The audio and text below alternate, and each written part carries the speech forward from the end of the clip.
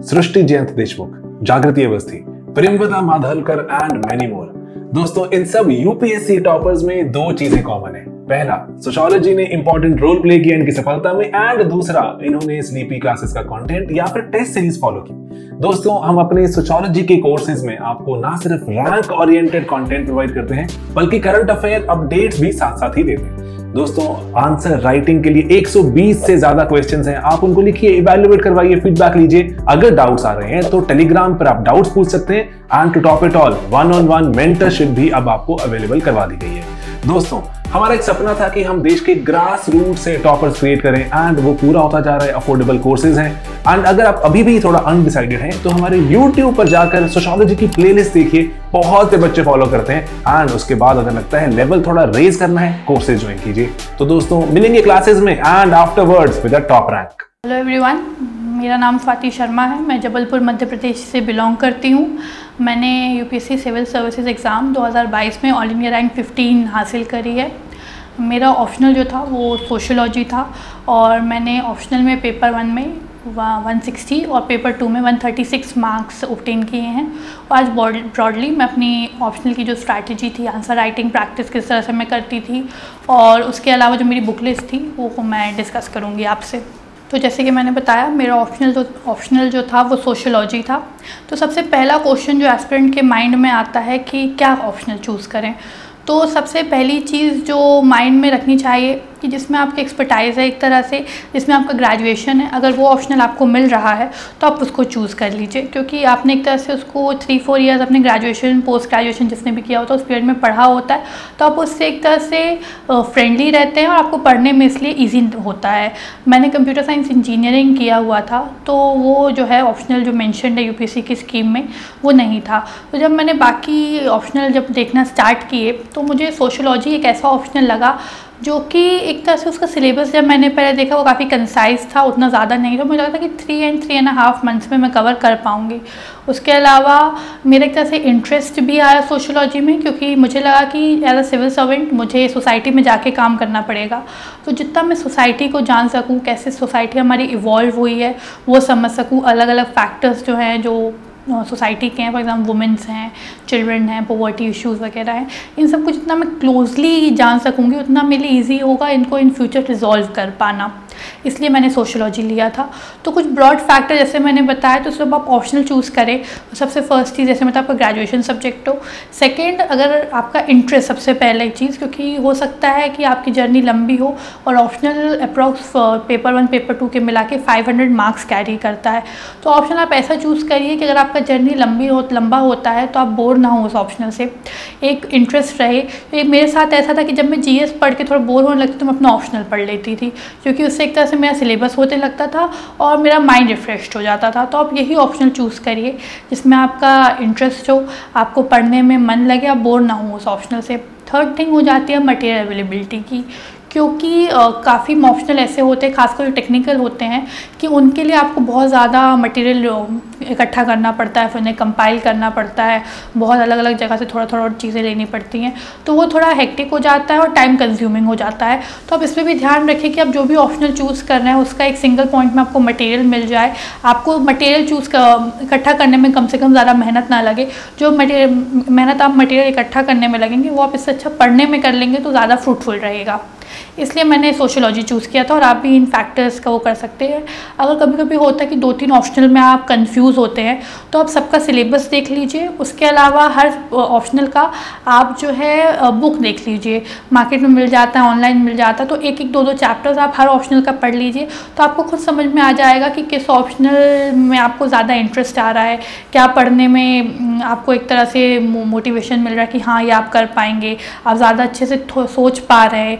क्योंकि ऑप्शनल में होता है कि हमें एक्सटेंसिव स्टडी करना पड़ता है, एक लेवल अप करके ऑप्शनल पढ़ना पड़ता है। तो आप जब वो देख लीजिए कि आपका थिंकिंग किस तरह से डेवलप हो रहा है वो सिलेबस पढ़ते पढ़ते या बुक पढ़ते पढ़ते, तो वो ऑप्शनल आप चूज़ कर सकते हैं। उसके अलावा अगर बात करें हम रिसोर्सेज की, तो सोशियोलॉजी का जो मैं रिसोर्सेज है वो मैंने लिमिटेड रखे थे। मैंने यही सोचा था कि मैं कम पढ़ूँ एक तरह से, लेकिन जितना पढ़ूँ उतना ज़्यादा रिटेन कर पाऊँ, उतना आउटपुट जो है मैं अपने सोशियोलॉजी में दे पाऊँ। तो जो सबसे फर्स्ट चीज़ मैंने प्रिपेयर की थी वो थी नितिन सांगवान सर का बुक आता है एसेंशियल्स ऑफ सोशियोलॉजी करके, मैंने वो पढ़ा था। उसमें पेपर 1 और पेपर 2 दोनों बाइफरकेटेड है, तो मैंने उसको मोर कवर किया है। उसके अलावा जो 11th-12th की NCERT आती हैं, एक फॉर एग्जांपल आता है इंट्रोडक्शन टू सोशियोलॉजी करके एक NCERT है, उसका एक सोशल चेंज एंड डेवलपमेंट है, और उसके अलावा एक अंडरस्टैंडिंग सोशियोलॉजी NCERT बुक आता है। ये 3 NCERTs मैंने पढ़े थे। जो हमारा UPSC का सिलेबस है उसका पूरा ओवरव्यू इन 3 NCERT बुक से मुझे मिल गया था। कुछ बहुत अच्छे एग्जाम्पल्स मुझे इसमें मिल गए थे, कुछ अच्छी थ्योरीज मिल गई थी जो मैं अपनी आंसर राइटिंग में कोट कर सकती थी। इसलिए NCERTs ने कहीं ना कहीं मेरा, क्योंकि मैं एक टेक्निकल बैकग्राउंड से निकल कर आई थी, तो इन NCERTs ने एक सोशियोलॉजी का अंडरस्टैंडिंग मुझे क्रिएट कर दिया था, और मेरा जो फाउंडेशन जो है वो काफ़ी स्ट्रॉन्ग कर दिया था। और सिलेबस का जो एक आइडिया मुझे लग गया था कि ओके ये ब्रॉड पॉइंटर्स हैं, उसका थोड़ा इन्हांस्ड वर्जन मुझे पढ़ना है। उसके अलावा नितिन सांगवान सर का जो बुक है इसमें पेपर 2 का जो पार्ट है वो उतना डिटेल्ड नहीं है, तो उसके लिए मैंने जो है महापात्रा सर के जो हैंड रिटन नोट्स आते वो मैंने लिए थे, तो वही मैंने पूरे नहीं पढ़े थे। उसके कुछ chapter, for example social movement chapter था, वो मैंने उससे किया हुआ था। उसके अलावा स्लीपी क्लासेस जो थे उसका भी मैंने पूरे क्लासेस नहीं लिए हैं, लेकिन कुछ चीज़ों के लिए, स्पेशली पेपर 2 के लिए मैंने, पेपर 1 तो मोर और लेस मैंने नितिन सांगवान सर का बुक से ही किया था, लेकिन पेपर 2 के लिए मैंने मल्टीपल सोर्सेज लिए हैं, क्योंकि पेपर 2 उतना अच्छे से उसमें डिटेल नहीं है, तो उसके लिए थोड़ा हमें मटेरियल ऐड ऑन करना पड़ता है। तो जैसे ट्राइब्स इन इंडिया करके चैप्टर है, उसके अलावा फैमिली और किनशिप चैप्टर है हमारे पेपर 2 में, तो इन सब के लिए मैंने स्लीपी क्लासेस देखे थे, उनके मैंने नोट्स बनाए थे। ऑप्शनल जो है वो मैंने सेल्फ स्टडी से प्रिपेयर किया, मैंने उसके लिए कोई भी इंस्टीट्यूट ज्वाइन नहीं किया है, इसलिए उसके लिए मैंने पर्सनली हैंड रिटन नोट्स बनाए थे ताकि मुझे रिवाइज़ करने के टाइम पे इजी रहे। उसके अलावा बाकी गूगल से मैं जो था अपना सप्लीमेंट करती जाती थी। ऑप्शनल के लिए और जो चीज़ मैंने करी है वो है टेस्ट सीरीज़। मैंने ट्रिम्प IAS का टेस्ट सीरीज़ लगाया था, तो टेस्ट सीरीज़ से मेरा प्रैक्टिस हो गया था, और जैसे मैंने बताया मैंने कोई भी कोचिंग इंस्टीट्यूट ज्वाइन नहीं किया था। जो फीडबैक मुझे मिलता है तो उससे मैंने अपनी गलतियाँ ऑब्जर्व की और उन पर आगे काम किया। अब अगर हम बात करते हैं आंसर राइटिंग का सोशियोलॉजी के लिए, तो सोशियोलॉजी की आंसर राइटिंग जो है वो GS से काफ़ी अलग रखनी चाहिए। ऐसा ना हो कि सब चीज़ सेम हो जाए, वरना वो एक सोशियोलॉजी का आंसर जो है वो इंडियन सोसाइटी का आंसर लगने लगेगा, तो उस चीज़ों को ध्यान रखना है। तो फर्स्ट चीज़ जो मैंने अपने आंसर्स में अपनी गलतियों से ऑब्जर्व की कि ज़्यादा हमें सोशियोलॉजी के आंसर राइटिंग में फैक्चुअल नहीं लिखना है, कि बहुत फैक्ट्स लिख रहे हैं, फैक्ट्स वगैरह हम GS तक ही सीमित रखें। सोशियोलॉजी में जो थ्योरी लिखें, अपना ओपिनियन तो हमें देना ही है, लेकिन उसके अलावा जो थिंकर्स का ओपिनियन है तो वो दें। तो जैसे हर क्वेश्चन के लिए, हर टॉपिक के लिए जैसे था, मैंने एक दो थिंकर्स लिख के रखे थे कि ये टॉपिक आएगा तो मैं ये थिंकर कोट कर सकती हूँ। तो इस तरह से मैंने अपना प्रिपरेशन रखा था कि जो एक एक्सपर्ट ओपिनियन है वो भी मैं दूँ और अपना ओपिनियन भी दूँ। तो आंसर राइटिंग जब मैं करती, जो हमारा बेसिक इंट्रोडक्शन चलता है, बॉडी लिखती थी, और जब कंक्लूजन पार्ट आ उसमें मैं अपना पॉइंट ऑफ व्यू भी बता के रखती थी, ताकि वो बहुत ही कंटेक्चुअल और बहुत ही एक तरह से थ्योरेटिकल आंसर ना लगे, कि मेरी अंडरस्टैंडिंग, मेरा पॉइंट ऑफ व्यू जाएगा तो एक इनोवेशन और क्रिएटिविटी मेरी दिखेगी उसमें। तो इस तरह से मैं अपनी आंसर राइटिंग करती थी। ज़्यादा मैप वर्क के डायग्राम का यूज़ नहीं किया था मैंने। उसके अलावा आंसर राइटिंग के लिए मैं पैराग्राफ्स की जगह पे फ्लो चार्ट्स वगैरह प्रेफर करती थी, क्योंकि प्रेजेंटेशन उससे इन्हांस हो जाती है, आंसर में विजिबिलिटी हो जाती है और मार्क्स जो हैं वो ऐड ऑन होने लगते हैं। तो इस तरह से मैं सोशियोलॉजी की जो थी अपनी आंसर राइटिंग किया करती थी। अगर हम टाइम का बात करें कि ऑप्शनल प्रिपेयर करने में कितना टाइम लगता है, तो ये सिलेबस वाइज वेरी करता है हर ऑप्शनल के लिए, क्योंकि जैसे टेक्निकल ऑप्शनल होते हैं उनको प्रिपेयर करने में बहुत टाइम लगता है, और कुछ ऑप्शनल, जैसे मेरा ऑप्शनल था सोशियोलॉजी, तो अप्रॉक्स मुझे जो था वो 3-3.5 मंथ्स लगते थे पेपर 1 और पेपर 2 कवर करने के लिए। तो ये अपने अपने हिसाब से, अपने ऑप्शनल के हिसाब से होता है, और अपनी एक दिन में हम कितना घंटे दे रहे हैं। फॉर एग्जांपल मैं पर डे 3 आवर्स अपने ऑप्शनल को दिया ही करती थी। तो इस तरह से 3.5 मंथ्स मुझे लगे थे मेरे ऑप्शनल प्रिपेयर करने में। उसके अलावा हम जब आंसर राइटिंग की बात कर रहे हैं तो उसमें आंसर को अपने और इन्हांस कैसे करें, उसमें सबसे मेन चीज़ होती है इंटर सब्जेक्टिव जो रिलायबिलिटी हम वो लेके आ सकें।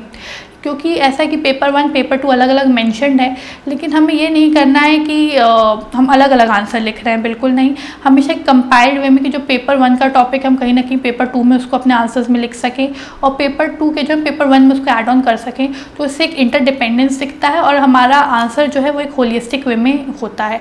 अगर वैसे मैं एग्जांपल दूं तो कार्ल मार्क्स का जो हमारे दिया हुआ है सोशियोलॉजी के सिलेबस में भी, वो है हिस्टोरिकल मटेरियलिज्म। तो जब हिस्टोरिकल मटेरियलिज्म का आंसर आता था तो एक तरह से उसमें मैं जो हमारा पेपर 2 का टॉपिक है इंडियन नेशनलिज्म का, मैं उसको कोट करती थी, क्योंकि हिस्टोरिकल मटेरियलिज्म वही है कि कैसे जब मटेरियलिस्टिक कंडीशन इवॉल्व हुई हैं, चेंज हुई, उससे हिस्ट्री इवॉल्व हुई है। तो वैसे इंडिया में भी हुआ था कि जैसे जैसे मटेरियल कंडीशन, जैसे हमारे पहले एग्रीकल्चर बेस्ड सोसाइटी थी, फिर ब्रिटिशर्स आए तो एक तरह से इंडस्ट्रियलाइजेशन वगैरह बढ़ा, इंडस्ट्रियल रिवॉल्यूशन जो आया, तो कैसे कैसे जब मटेरियलिस्टिक कंडीशन चेंज हो रही थी, उसी तरह से हिस्ट्री बदल रही थी, हिस्ट्री आगे बढ़ रही थी।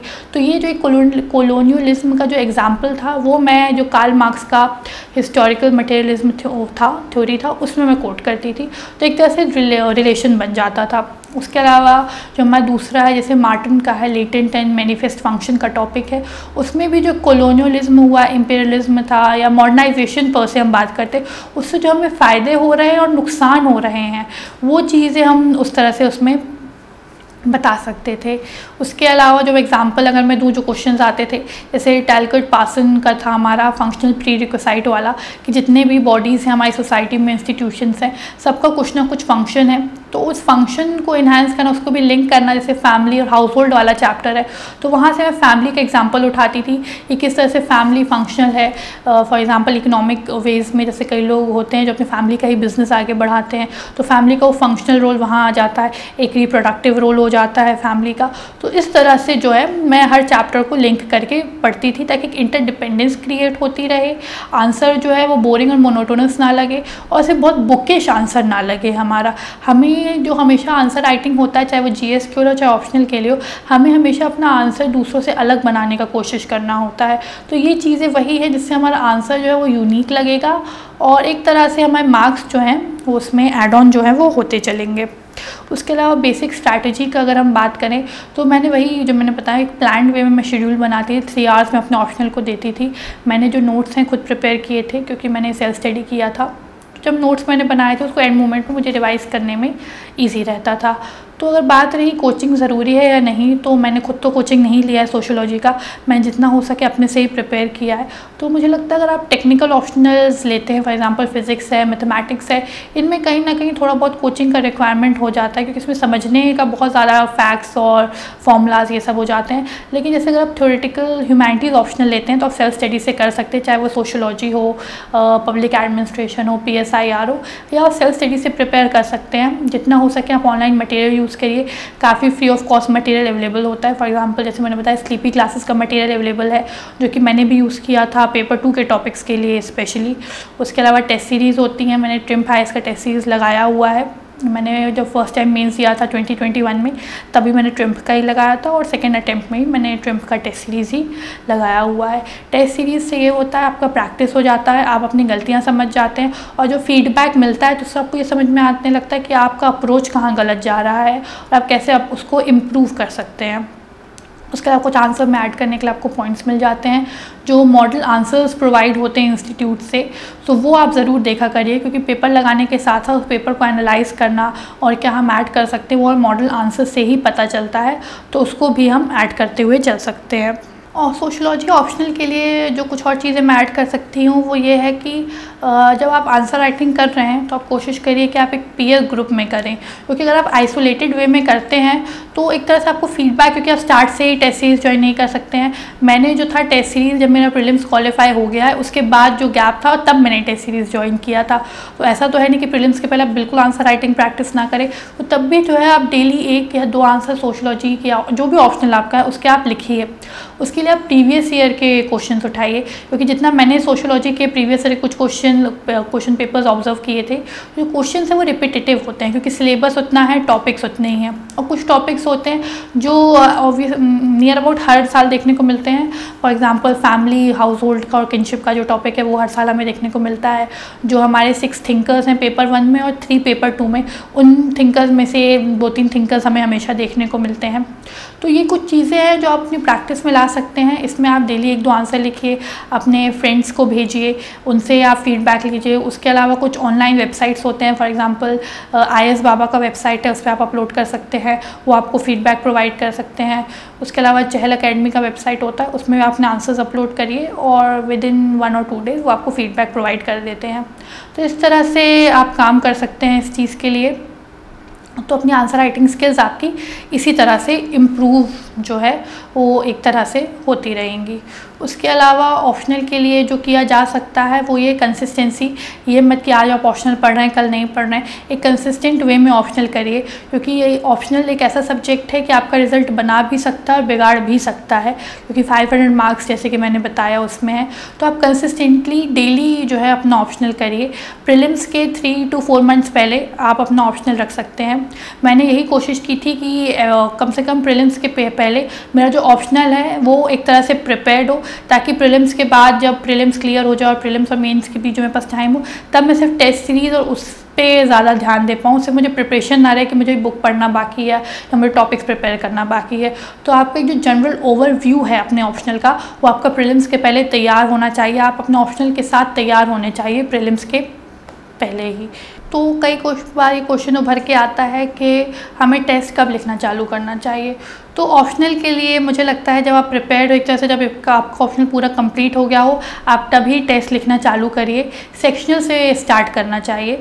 सेक्शनल से स्टार्ट करने में ये होता है कि आपका एक बहुत बर्डन नहीं पड़ता कि पूरा पेपर 1 का आपको पढ़ना है। सेक्शनल में रहेगा, थोड़ा थोड़ा करके होता है, तो आप आराम से रिवाइज भी कर सकते हैं और आप पेपर लिखते जाइए। उसका जब सेक्शनल हो जाएगा तो एक तरह से आपका पूरा पेपर 1 कवर या पेपर 2 कवर हो जाएगा, फिर ही आप फुल लेंथ टेस्ट पे जा सकते हैं। जब आप ऑप्शनल पढ़ रहे होते हैं तो एक चीज़ हमेशा माइंड में रखना है कि ऑप्शनल जो है वो हमें डिटेल्ड वे में पढ़ना है। जैसे GS होता है, हम कभी कभी ओवरव्यू लेके हम फिर अपना अंडरस्टैंडिंग से भी आंसर लिख सकते हैं, बट ऑप्शनल में हमें जो अपना इंटेलेक्चुअल और जो नॉलेजेबल बेस है थोड़ा थ्योरेटिकल हमें ऑप्शनल में होना ही पड़ता है, क्योंकि ऑप्शनल में वो एक तरह से हमारा एक्सपर्टाइज मांगते हैं, क्योंकि वो हमारे ऊपर चॉइस रहता है कि हम क्या चूज़ कर रहे हैं। अगर वो हमने चूज़ किया है तो मतलब हमें उसके बारे में काफ़ी नॉलेज है, इसलिए जो थ्योरेटिकल पार्ट में आप ऑप्शनल पे फोकस करिए। तो इस तरह से अपना हमारा जो ऑप्शनल है वो प्रिपेयर हो सकता है। So thank you for watching this and all the best for all the future aspirants. Thank you.